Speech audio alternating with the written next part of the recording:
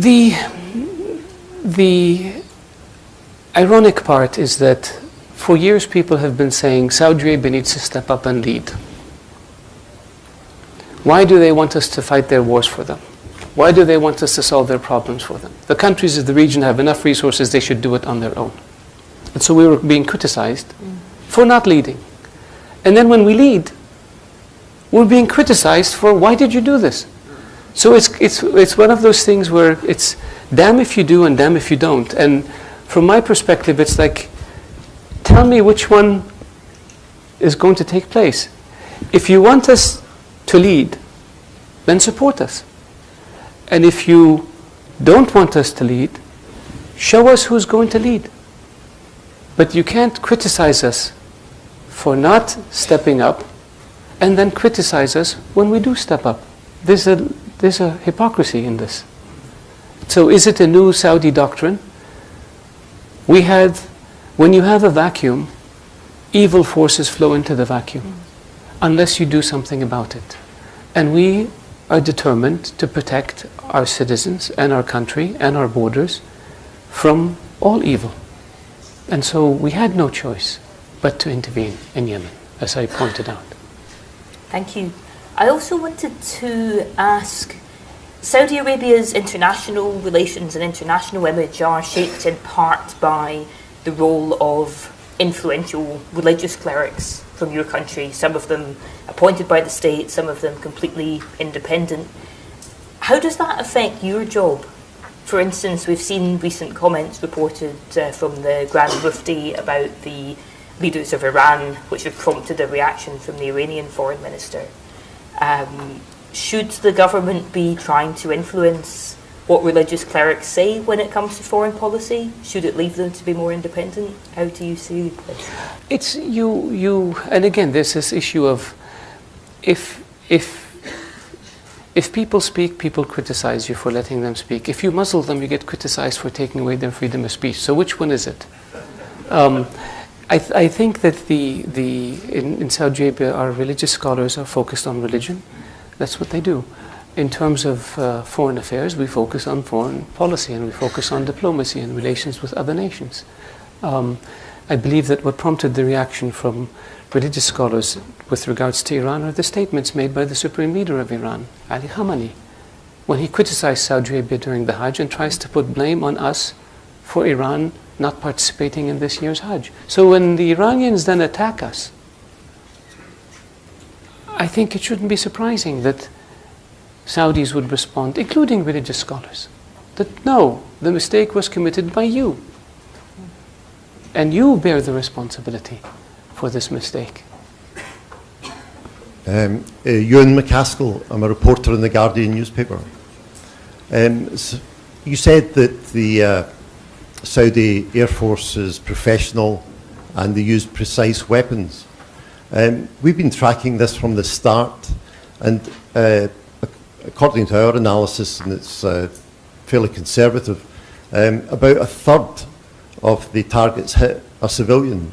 The sort of schools, hospitals, marketplaces, economic infrastructure. So I mean, it's hard to sort of square, more than a third civilian targets with sort of being professional and precise. I mean, this looks like a sort of clear breach of international humanitarian law. Thank you. As you know, these are very hot issues in the UK just now. Yes, no, I know. With regards to the issue of schools and hospitals and so forth, I think a lot of it is vastly exaggerated. The Houthi Saleh have turned schools and hospitals and mosques into command and control centers. They have turned them into weapons depots, and in a way that they're no longer civilian targets, they're military targets. They may have been a school a year ago, but they were not a school when they were bombed. When you have a building that used to be a school that has become a weapons depot, it's no longer a school, it's a weapons depot. There is a fault with how information is gathered in Yemen, which is not accurate. People say this was a school. Well, maybe it was a school 2 years ago, but it wasn't a school when it was bombed. And then they say the coalition hit a school. Not true. People accused us, the coalition, of bombing a wedding party in which 120 people died. We had no planes the day of the wedding, the day before the wedding, or the day after the wedding. But I don't see anyone retracting the charge. We were accused of bombing the old city of Sana'a, common heritage of mankind, when we had no flyers anywhere near the old city. I don't see anyone coming and saying, sorry, we charged you incorrectly. We're accused of dropping cluster bombs, British-made cluster bombs, 755B. Amnesty reports, and for months the media talks about how we used cluster bombs in Yemen. Well, guess what? The cluster bombs were bought in 1985.